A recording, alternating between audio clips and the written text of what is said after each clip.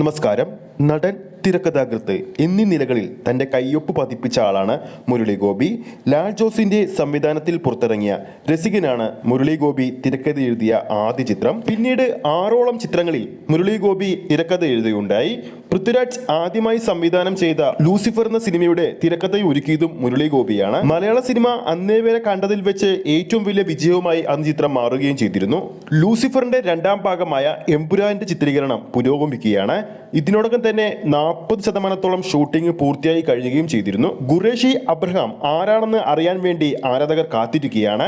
UK, USA, Dubai തുടങ്ങിയ വിദേശ രാജ്യങ്ങളിലാണ് ചിത്രത്തിന്റെ പ്രധാന ഭാഗങ്ങൾ ഷൂട്ട് ചെയ്തത്. അടുത്ത വർഷം പകുതിയോടെ എമ്പുരാൻ തിയേറ്ററുകളിൽ എത്തിക്കാനാണ് അണിയറ പ്രവർത്തകർ പ്ലാൻ ചെയ്യുന്നത്.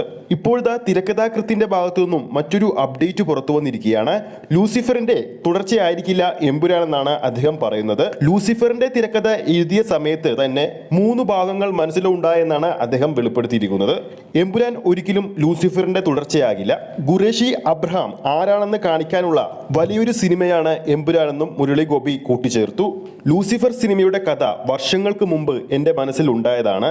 അന്ന് ഇത്രയും വലിയ കഥയായിരുന്നില്ല. പക്ഷേ എഴുതി വന്നപ്പോൾ അത് വലുതായി മാറുകയായിരുന്നു. ഒരിക്കലും ഒരൊറ്റ സിനിമയിലേക്ക് ചുരുക്കാൻ പറ്റാത്ത കഥയാണത്.